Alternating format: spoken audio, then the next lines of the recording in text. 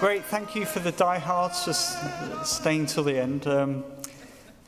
I don't think we'll take the full hour and a half for the debates because I think everyone's also got to get to the airport for the flights. So before we start the debating session, the judges had awarded the best abstract presentation to Alison Cochrane. So do you want to come and get that?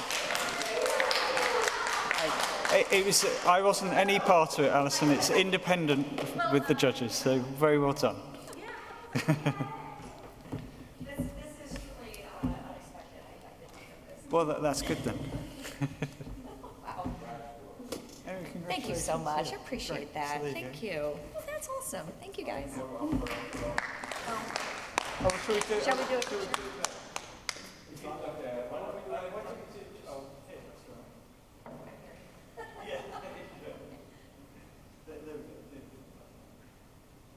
Like you're graduating.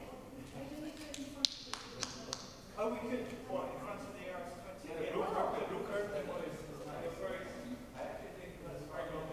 Are you tweeting?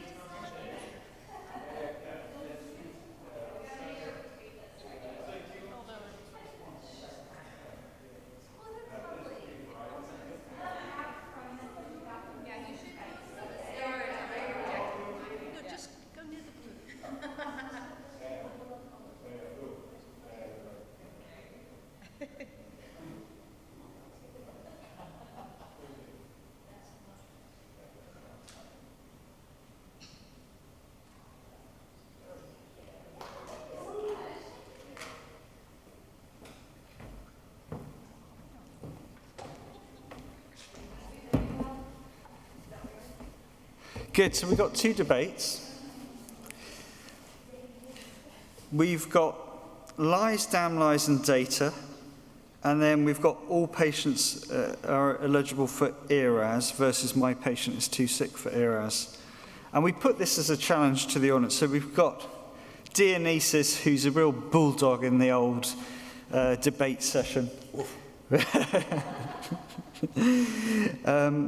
And he's going to moderate this session and introduce the debaters. I have to declare I am one of the debaters because we've got a new novel president versus resident debate. So we'll see how that one turns out. Resident versus president, I love that. Well, we have the 13 most important participants in this conference here. That's fantastic. Actually, usually this is the most fun part of any conference, the debates. And I want to be very mindful of time because many people want to, actually 13 people want to leave. I would start by calling doctor by means of PhD Alison Cochrane, who is the Executive Director of Carolina Center for Surgical Outcome Science, to start the debate with Dr. Catherine Frankel, who is an assistant professor of surgery, and she is an head and neck, oncologic head and neck surgeon at Atrium Health, Wake Forest Baptist in Charlotte. They are going to talk to us about lies, damn lies, and data. Statistics? The two first thirds sound as if my wife was here, but... Well, yes. Okay, so I will be starting with the pro position for lies, damned lies, and data, although I'll use data and statistics interchangeably. So I simply don't understand how anyone can be anti-data or anti-statistics. So I actually decided, instead of looking for reasons why data and statistics are great, we all know why, I wanted to learn, deep dive into like the actual phrase itself. So it turns out that lies, damned lies, and statistics is really a 130 years old disinformation campaign. Frankly, it's fake news. So how did all of this start? How did this phrase even begin? Well, we can go back to 1891, which is the first recorded kind of incidence of this fake news phrase. And it was said by Sir Charles Dilke in 1891, where he says, there are 3 degrees of falsehood. The first is a fib, the second is a lie, and then come the statistics. Well, this is false. It turns out that the source of the phrase itself, the very first instance of lies, damned lies, and statistics, ended up losing his parliamentary seat amidst accusations of perjury. He was a liar. So then, of course, the source that everybody knows about is, of course, Mark Twain. And this was recorded in 1907, where he says there are 3 kinds of lies: lies, damned lies, and statistics. Well, this is also false. Turns out that this is the only known source that Mark Twain, or should I say Samuel Clemens, because Mark Twain wasn't even his real name, actually mentioned the phrase. And he falsely attributed it to Benjamin Disraeli in his autobiography.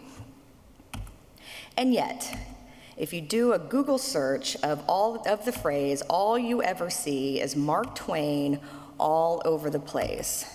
So I posit to you, is this fake news? Isn't this a disinformation campaign?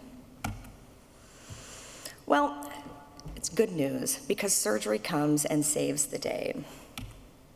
So right around the time lies, damn lies, and statistics is being spread falsely throughout the world, Dr. John Bingham Roberts gives an address to the 45th ACS Congress, where he advocates for surgeons to actually know their own outcomes instead of just guessing and just giving anecdotal information about what their outcomes are and really just talking about how great they are without actually knowing, without actually collecting data, without actually collecting statistics on their outcomes.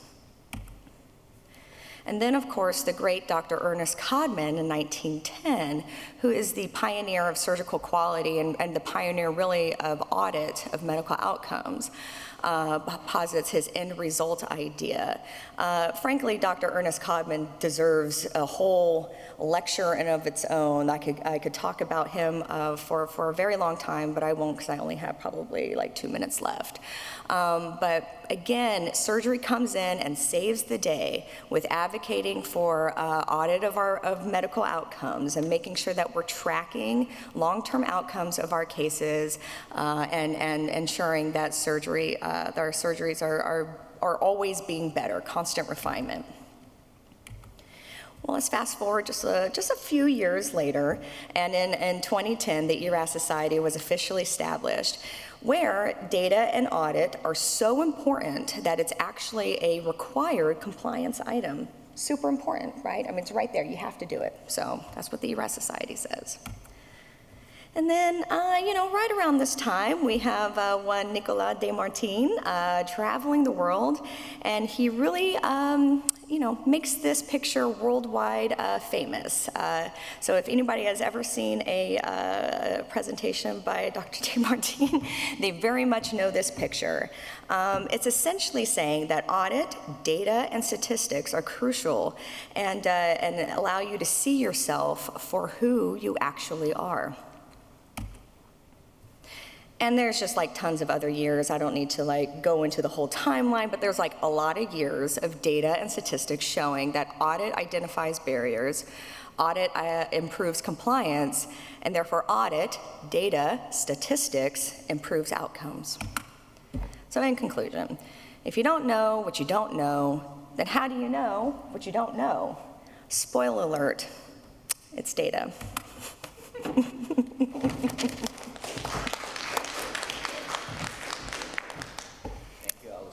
Thank you. That was actually the easy part of the debate. Now I'm really curious to hear what Kathy has to say. It's a hard act to follow, but I think I can do it. So why does data lie? That's easy, because of the possibility of chance. And so we do not appropriately acknowledge the power of random error, and we don't appropriately power our study size to have effective statistics. And then because we have bias. So the very fact that in many studies we fail to identify or acknowledge that bias exists is the source of the problem. Then we have confounders, which I'll go through later. And selection bias. The study population often limits external validity. And information bias, which I think is actually very important to the ERAS Society, as I'll go into, because of a failure to accurately measure variables. And then in the same vein, a failure to understand that surrogate endpoints are not the actual endpoint. So this is a wonderful example of bad data. So this was published by the State University of New York, the Department of Psychology. And this was published in 2000, and it says, "Are vacations good for your health? The 9-year mortality experience after the multiple risk factor interventional trial." So can you even imagine that somebody did this research for 9 years? They looked at middle-aged men at a high risk for coronary artery heart disease, and they asked whether or not they had a vacation during the past year. The frequency of these annual vacations during the trial were used in a prospective analysis of post-trial all-cause and cause-specific mortality during the 9-year follow-up period. And they concluded that the frequency of annual vacations by middle-aged men at high risk for coronary heart disease is associated with a risk of all-cause mortality, and more specifically, mortality attributed to coronary heart disease. Their conclusion is vacationing may be good for your health. Why is this garbage? Because they failed to understand that somebody who doesn't take a vacation, that's really a risk factors for mortality, but it is not the cause associated with the exposure. Lack of vacations don't cause death. I'm a really big coffee lover, so I actually immerse myself in the research about coffee. Is coffee good for me? Is coffee bad? Nobody knows, actually, because there was a dearth of good quality data. So initially, in the 80s, people thought that coffee was bad for you because they didn't account for confounding data. All of the many coffee drinkers were chain smokers. And so they didn't understand that because smoking caused cancer and they failed to adjust for smoking, that they felt that coffee caused cancer. So it actually took about 10, 20 years to catch up with this knowledge. And then I'm gonna rag a lot on the New England Journal of Medicine in my lecture, because I think we all consider this the holy grail of data. And so if it gets in the New England Journal of Medicine, it must be true.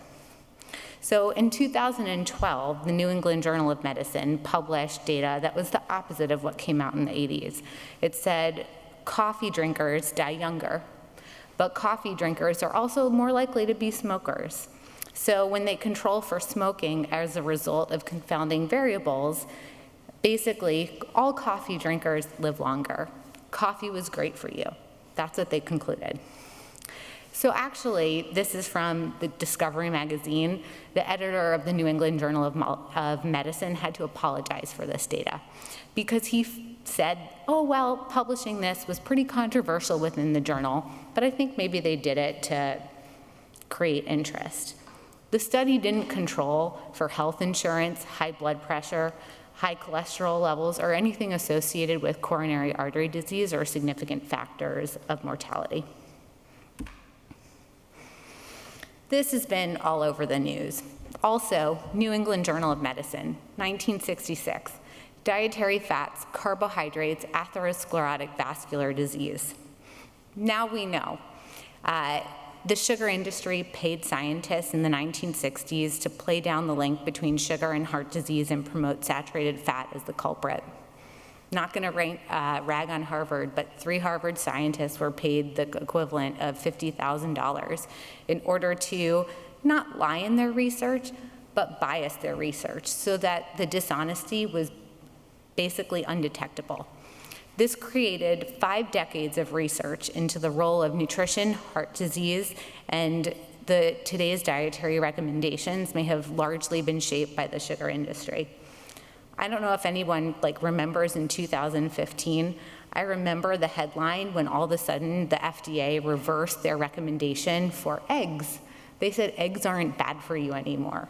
How can this be? I lived my entire life thinking you could have 1 to 3 eggs a week. Now I can eat all the eggs that I want to because it's really the total cholesterol that matters, because you can manipulate data and turn it into a lie. This is what I really want to apply to our ERAS society. We have to be very cognizant of how we interpret data regarding pain and how we apply it to our patients and our conclusions. And the reason for this is because of surrogate outcomes. And so we have to be careful of conflating a lack, or what we have been doing, or in some groups, you may look at the total equivalent of morphine use, and you may confuse that with the presence or the absence of pain.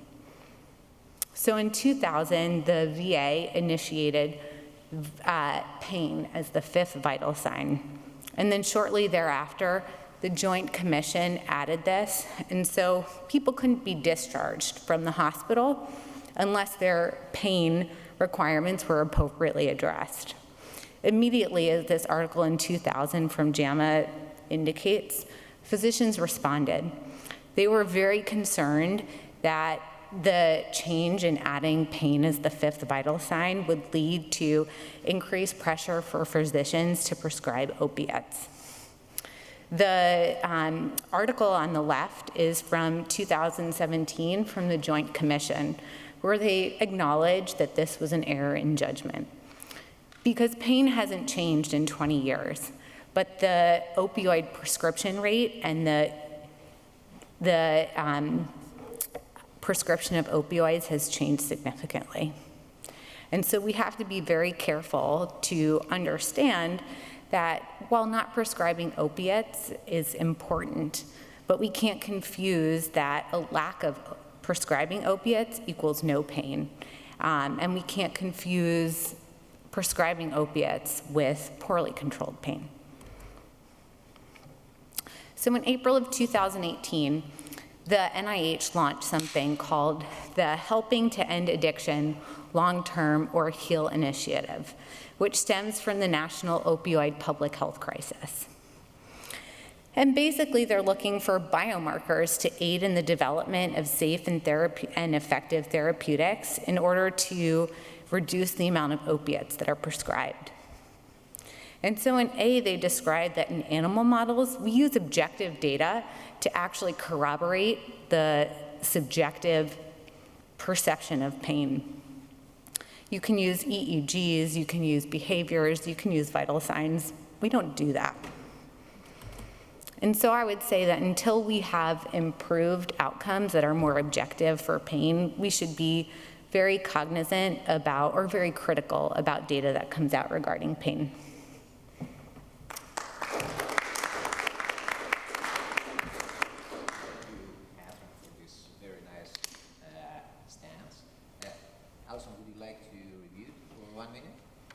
Sure. So those were a lot of very nice graphs and a lot of citations. So thank you very much for that. A lot of that looked like study design problems or problems with human bias.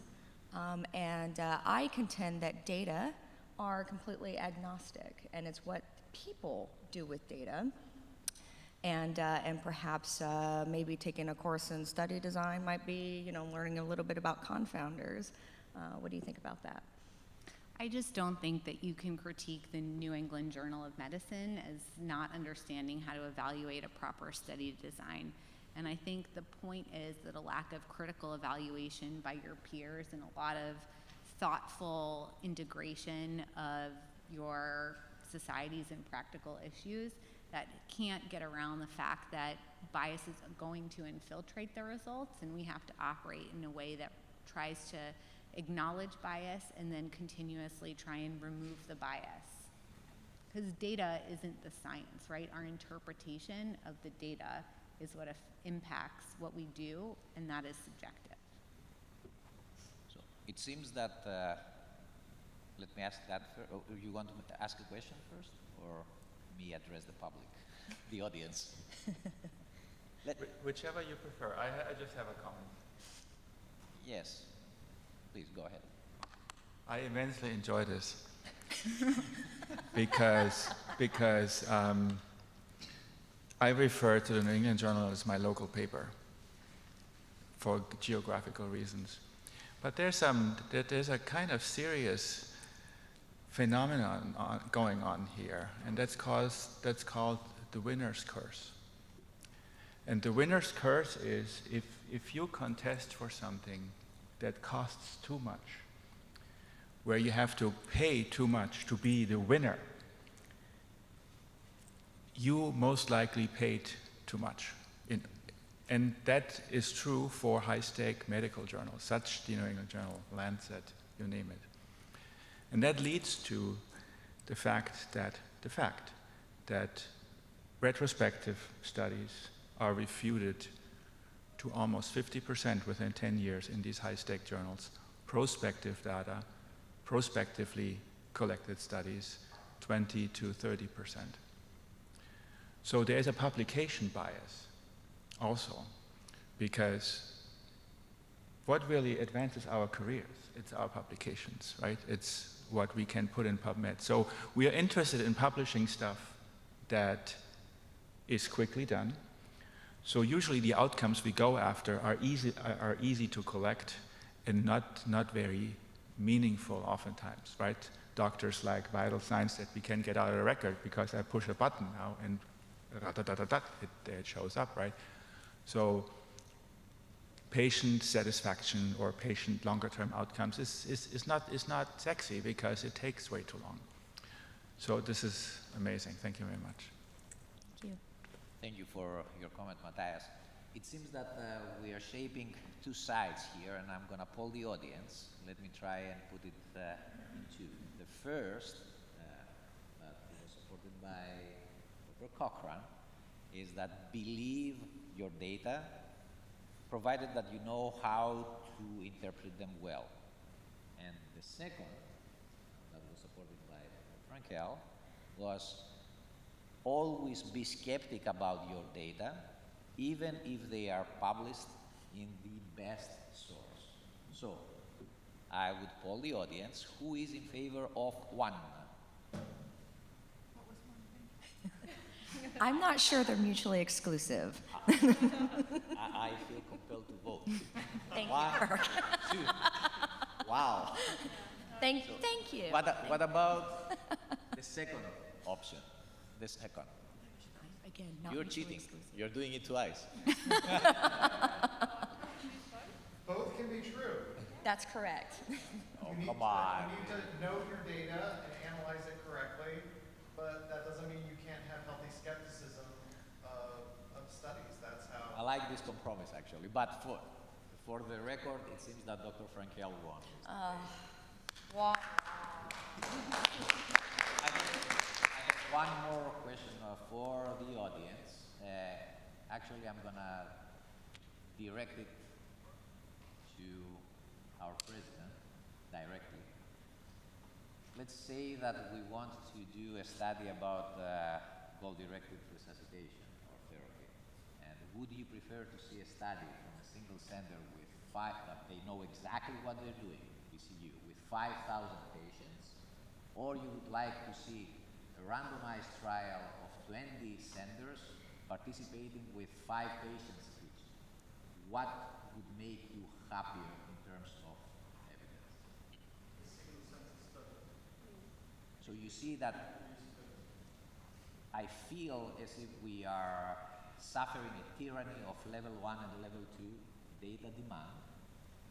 And I understand the publish or perish mentality that Matthias expressed before, but I still think that sometimes very, very good studies, that they are retrospective from expert centers, they are not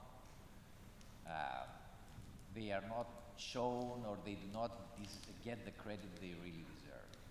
Just that's food for thought. Yes, please. Along those lines, I have another question. Regardless of how the data was derived, some data sticks and other data doesn't stick. And some data you can never get rid of, seemingly, like spinach has iron, and Selleck maneuver prevents aspiration, and heavy people have a difficult airway. Shellfish gives you an iodine allergy. What makes some data just hang around forever and others to never make it, regardless how it's derived? Is there any type of opinion on that? I'm sorry. Oh, I think Malcolm Gladwell wrote about that, kind of that stickiness of a message. And I don't recall like kind of the take-home message of it, but I think that, you know, certainly data, or whatever the message that particular, you know, data is showing, for some reason sticks in the social consciousness. And whether it's a confluence of, you know, current cultural things, or, you know, or like, people want to believe it, or it's easy to believe, or whatever it is, there is some like amalgamation that makes it stick. And Malcolm Gladwell, of course, is a wonderful writer, and I think he wrote about this very subject. Yeah. I can answer that in one word. Okay. Pseudoscience. And so I'm going to quote a book that I just read, which is by Richard Feynman, who's the Nobel Prize winning theoretical physicist. And basically, there is an area that after World War II started to worship the sky because they felt that good things came from the sky, because in World War II they used to get the packages that came from the drops that the Air Force dropped for supplies. And so they thought that the sky is a source of good things, and so the effect is that we get something from the sky. But it's the lack of understanding the cause and effect relationship that allows people to create pseudoscience and create those and make them beliefs instead of scientific facts. Matthias? About your question, I think you're absolutely right. It would be great to have a picture of what's going on in the real world by having 200 hospitals pick a random week in their year and report out what's going on. Nevertheless, if we could do another Fedora trial in the US, would be very useful to see whether that works here as well.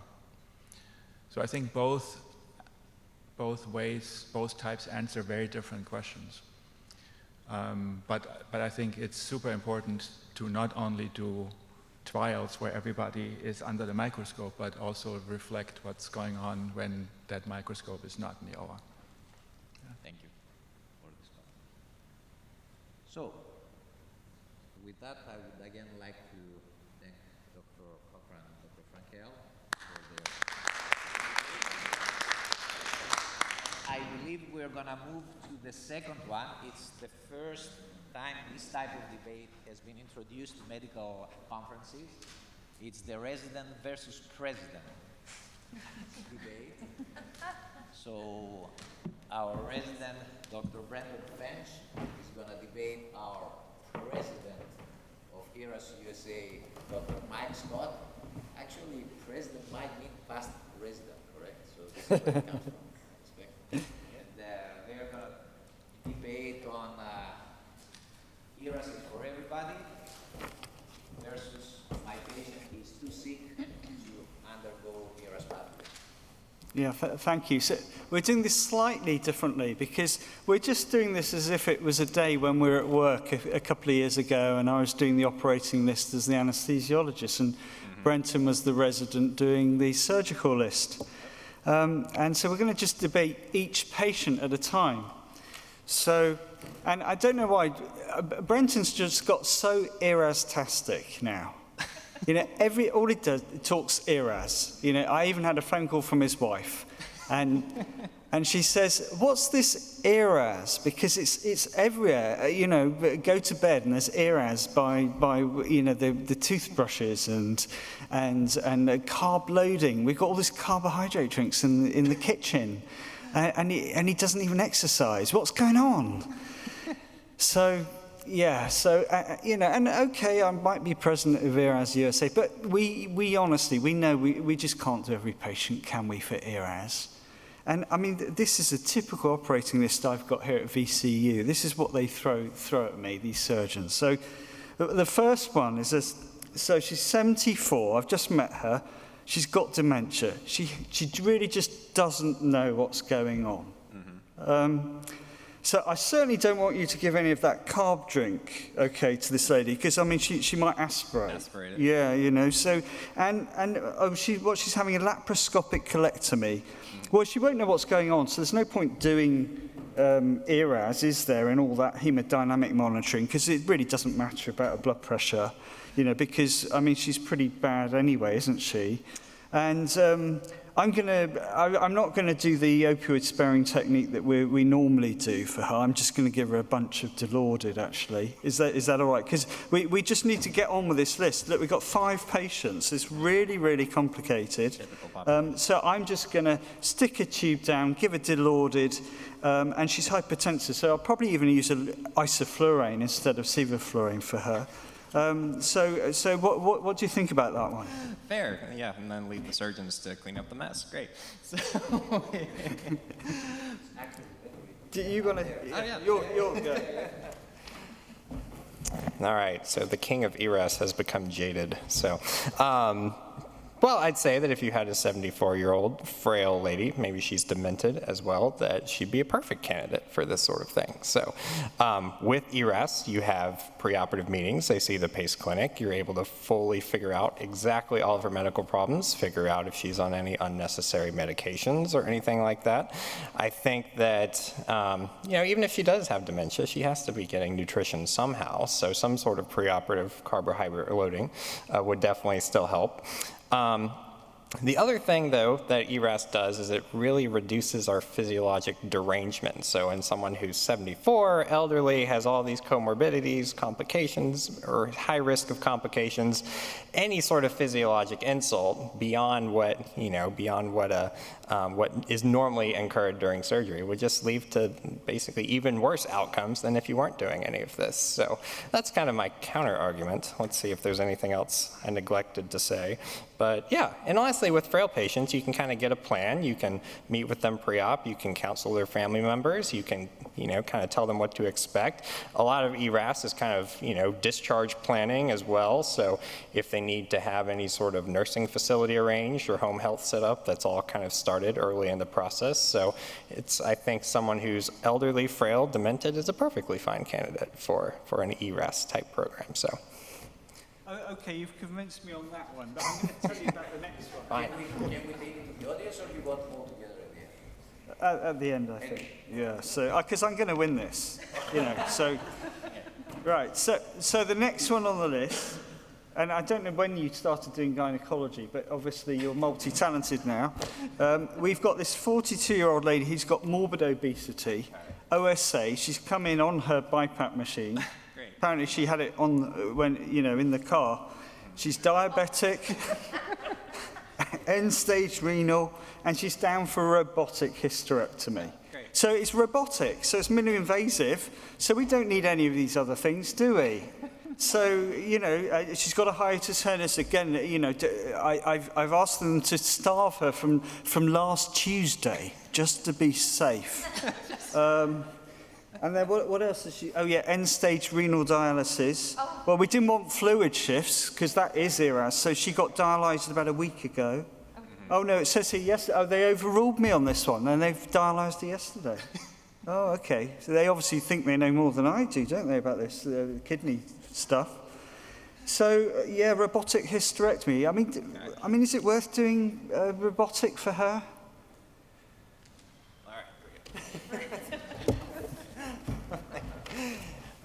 Is it worth, all right, so hang on, I have to recap. I kind of lost some of that. You have morbid obesity on BiPAP with end-stage renal disease, got dialyzed yesterday and is here for robotic hysterectomy, but also has a large hiatal hernia, so you starved her for a week.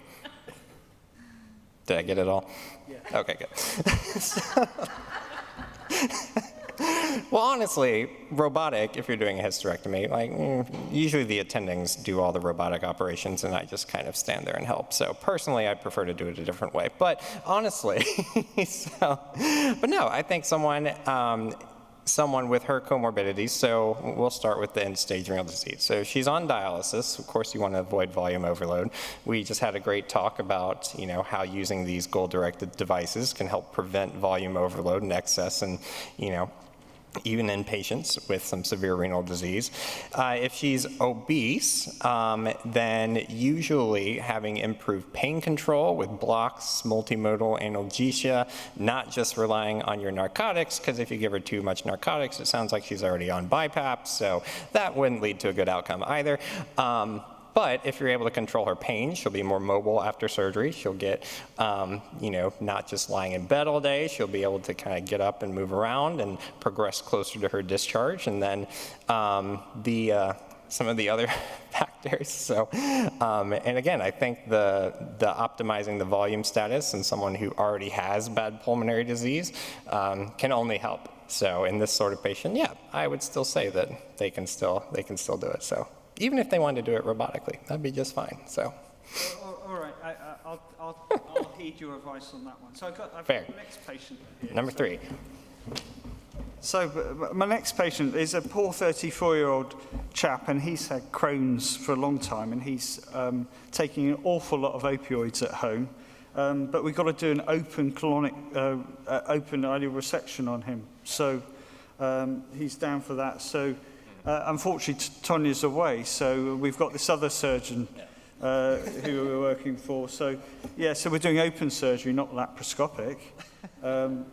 Absolutely. Oh, he's actually on Suboxone now. I didn't realise that. They'd obviously referred him through, so trying to get him off his opioids.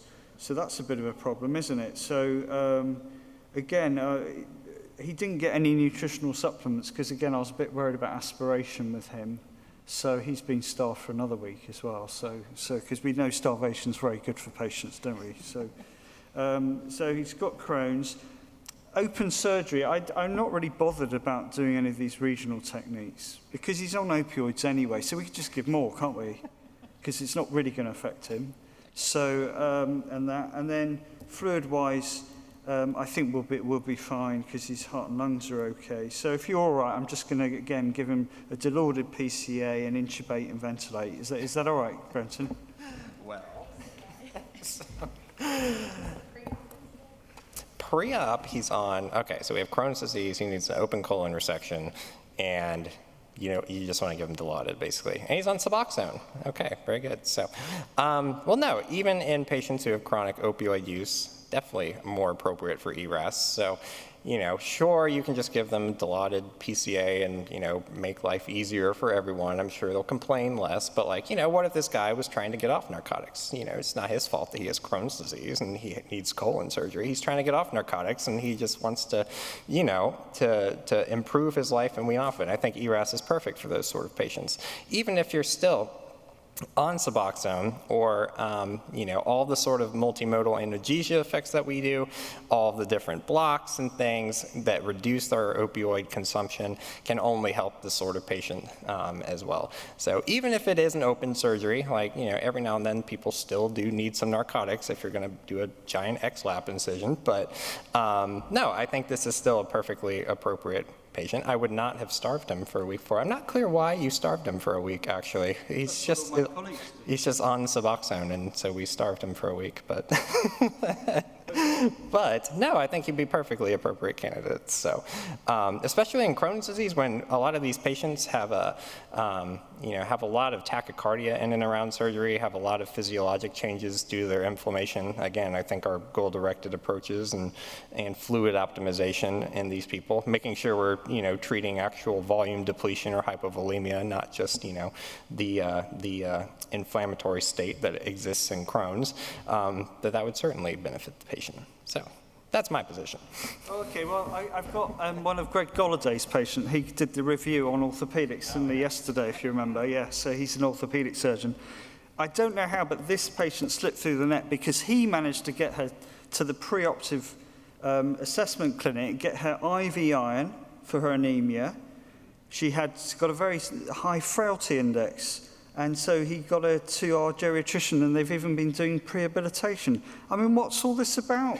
You know, why are we bothering? I mean, she's 82, frail, coming in for a hip replacement. We should just get on with it. You know, what's all this pre-optimization about, Brenton? So, just get on with the hip replacement and the poor 82-year-old lady. So, no.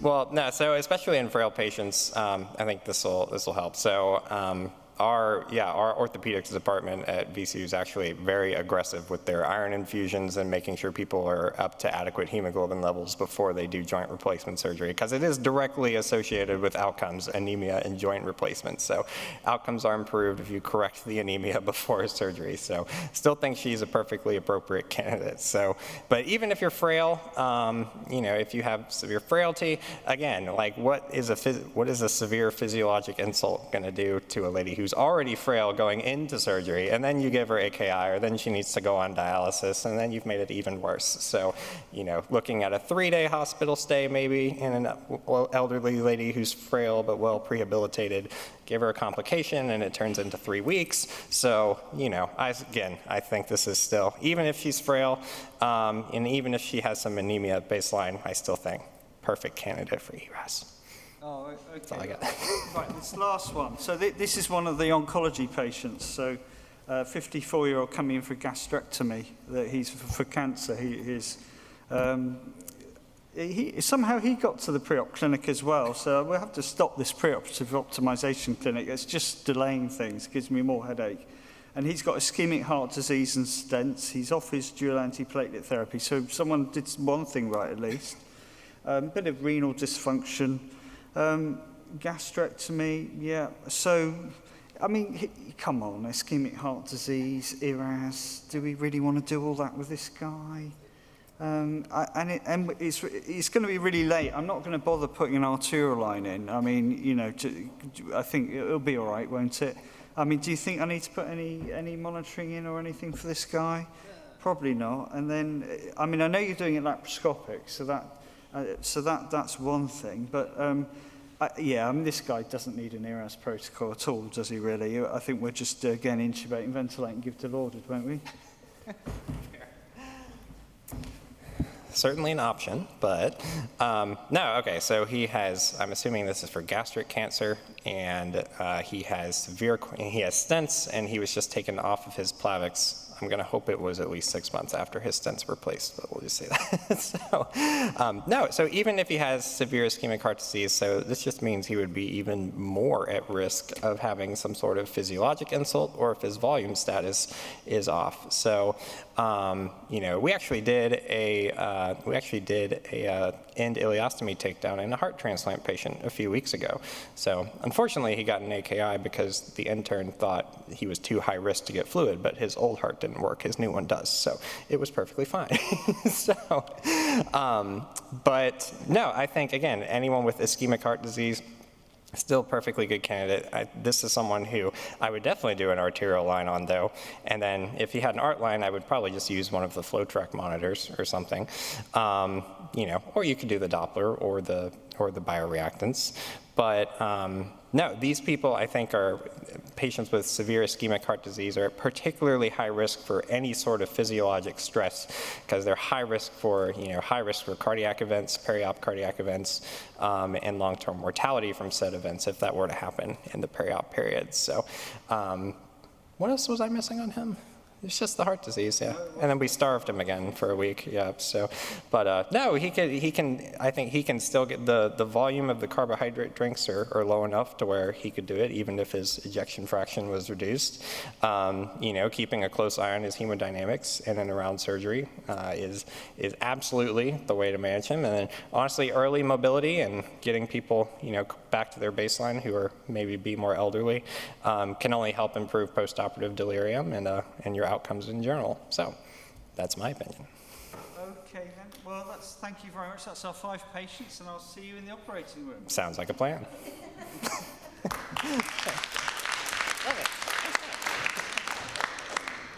Since we are not in New Orleans anymore and we are in Hollywood, because clearly we had one who was a doctor and another one who was an actor.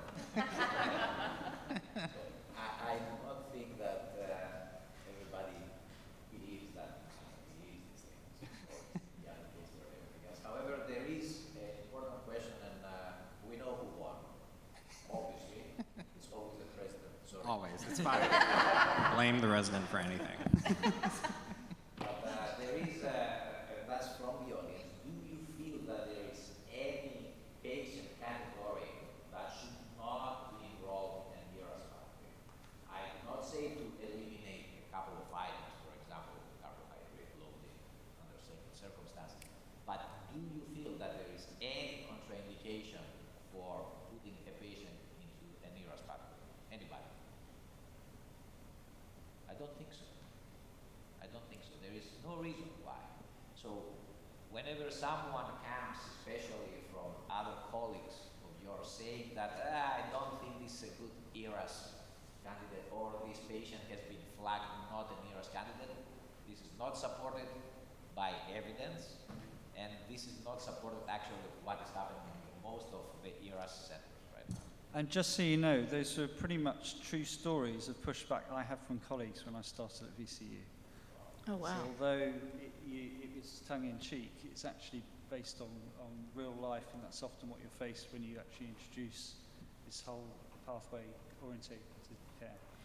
I'm interested in the kind of idea that really ERAS protocols are exactly what's needed for the more vulnerable patient.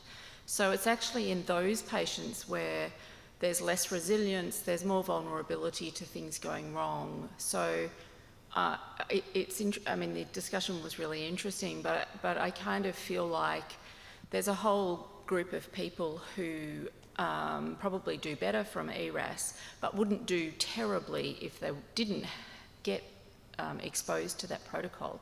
Whereas when you're talking about those very vulnerable patients, they're probably the ones who actually have a greater advantage from an ERAS protocol. Yeah, I totally agree. When I moved to the US, a lot of people were saying, could you do ERAS in the elderly? Where in the US, elderly is more than 65. In the UK, the definition of elderly for geriatric medicine is more than 75.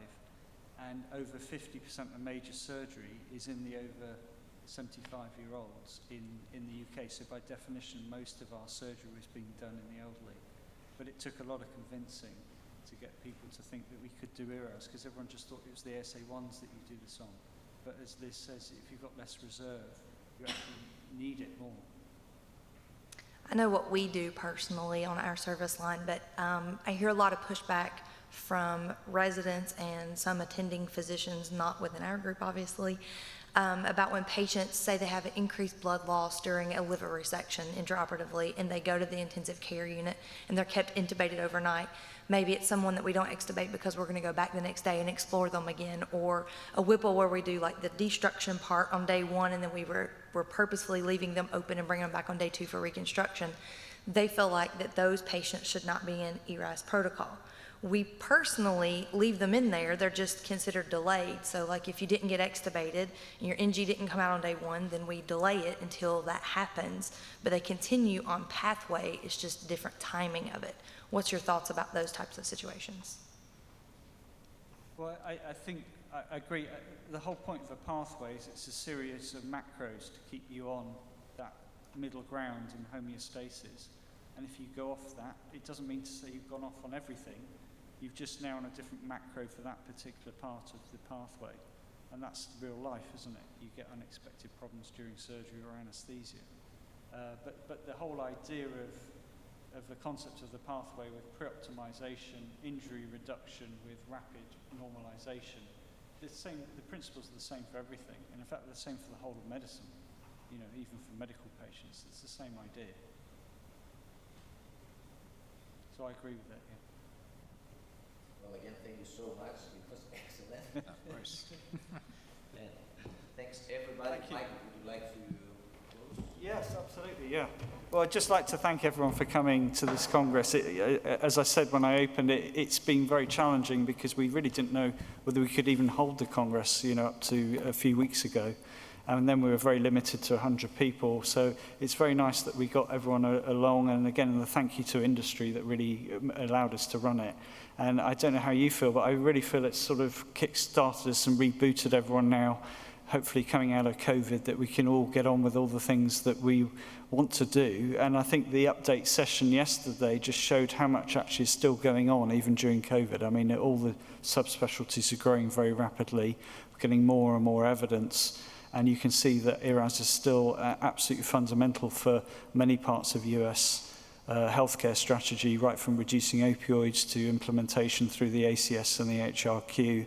And as we know with what's happening with basically episode payment bundling, which is going to be driven both through CMS and through the private healthcare, pathway care is the way forward to offer value-based healthcare and actually stop us becoming broke due to all our excessive healthcare expenditure. So I'm looking forward to everyone coming in the future. And just to remind you, June the 1st to the 3rd is Madrid. We'll be back here in New Orleans this time next year. So thank you very much.